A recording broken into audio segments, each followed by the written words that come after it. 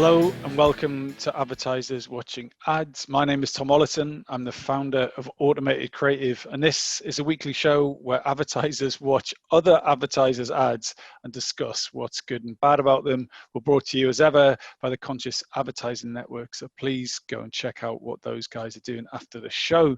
So this week we're going to be looking at B&Q's latest ad. Before we do, let's meet this week's guests. My name's Lauren Ogundeco. I'm the head of response and a board director at PhD. I'm also a member of MIFA and co-chair of Omnicom Multicultural Advisory Board. I'm Lauren Spearman. I'm head of brand advocacy at made.com. I'm David Byrne and I'm a brand manager at Vivo. Thanks so much for joining us, guys. Let's see that B&Q ads. If walls could talk, what are you doing? what would they say? The wonderful decor on the bedroom walls, darling. They'd tell you an out-of-focus photo on the mantle Me and my mum in the mirror. can warm this place up. That fairy tales come in tins. And it really doesn't matter what you mend.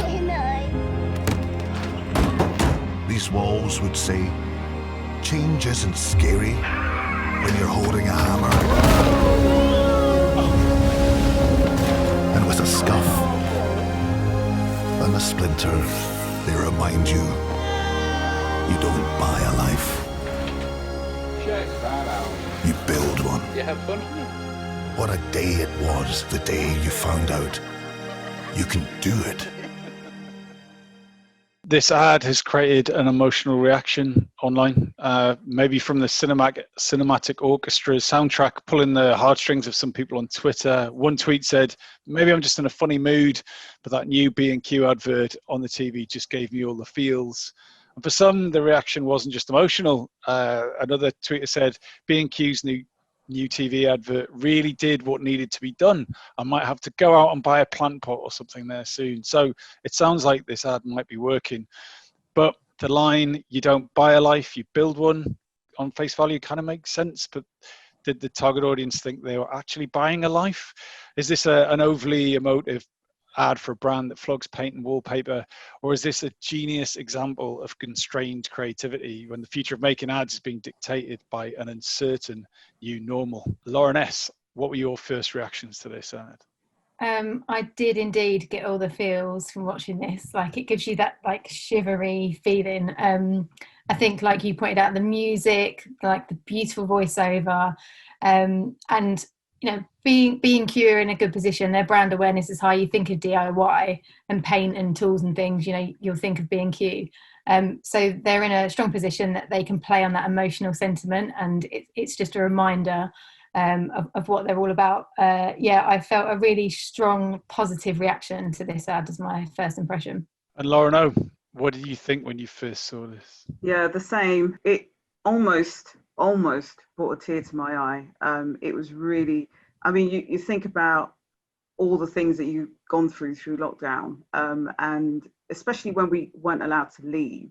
But I think as much as it gave me all the feels, I was probably a bit disconnected with B&Q because it's not an ad that I would expect from B&Q. And at the same time, I'm like, it's a good ad, but I don't know if it's marrying up with B&Q for me. And how about you, David? Were you wiping a tear from your eye as you watched this?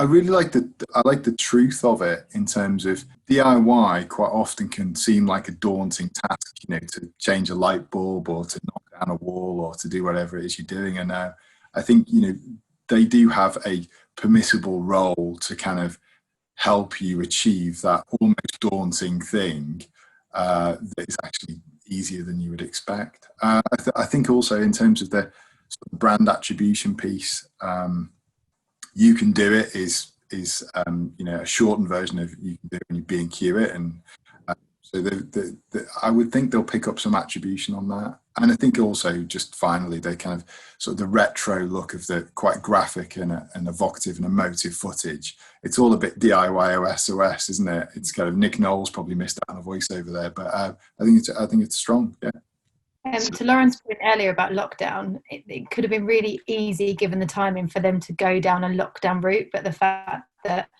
they didn't go for that kind of more obvious option and it was much more of a nostalgic piece. Felt a bit more thought out. Lauren O, do you think that are we coming to the bottom of the barrel now for the lockdown ads? Are we going to have to start experimenting with really expensive computer generated graphic ads to make up for the fact that we can't have more than 5 people in the same room? Or is this just the start of a new future of creativity for the industry? I think it's the latter. So I got asked this question when I was on an ad tech panel at the start of lockdown. And I said, it's brilliant that everybody's finding new and innovative ways to film during lockdown, and it should continue, but you can't overdo it. So you should pepper it in just so that people understand, just so that people can relate to Lauren's point about it being emotive. You need to not be afraid. And I think everybody's sort of testing the boundaries of reality. Will people get tired? It depends on how samey it gets. If you can come up with new concepts but still keep the rawness of what we're seeing, then I think people will always react to it. I think what's clever about it is it's got like this repeatable construct. So I think they probably so there's a narrative arc that goes through it, which is a challenge. So there's a problem. Can you do this thing? Can you build it?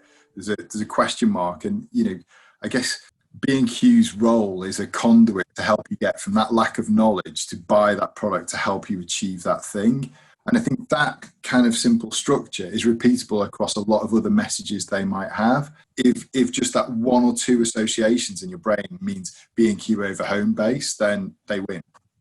Lauren O, what have you done to make this hit home a bit harder? I would have liked to see maybe some more of their people feature, and maybe some scenes, just really short scenes to connect some of those other scenes of somebody showing you like the right paint, or choosing the right piece of wood or something. I think so. This is obviously made as a TV ad, where I then went and had a look. Okay, how does that work in terms of iterations on social? And that for me is where it feels a little bit flat. And maybe you can only judge on what you see, but as a customer, that's how you get served ads. And I saw that they'd tweeted like a cut down, and the cut down just lost all of that emotion.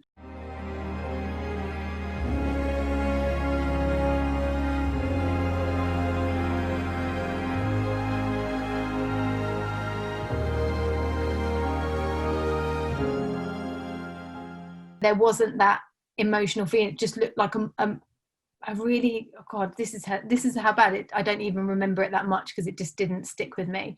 But it didn't tie up anything to do with B&Q. It was just a montage of some camcorder moments, and then at the end, I think it said, "You can do it." If you could all just share the one thing that you've taken from this ad and from this discussion that the viewers of this show could take away and apply to their own work. Lauren O? I think it's a really great ad, really emotional. I just, for me, need a bit more brand of affinity and a bit more reality as to what really goes on at B&Q. I think there's definitely something in there about playing into what's important for the customers, which is the people in their home. And I think that's a really nice touch, that's what they're playing into, what the customer really cares about. Yeah, there's an old advertising principle that says that vignette ads never work because you don't get a long time to buy into a set bunch of characters. And I think they've managed to get away with it here. But I think it could, the thought of you don't buy a life, you build it, could have been done much more impactfully if they just kept with maybe one family or one scenario and a bunch of different ones. But maybe the COVID lockdown didn't help that, and maybe this was a creative workaround. So well done. All right, guys. Lauren, David, thank you so much for joining. We'll see you guys next week.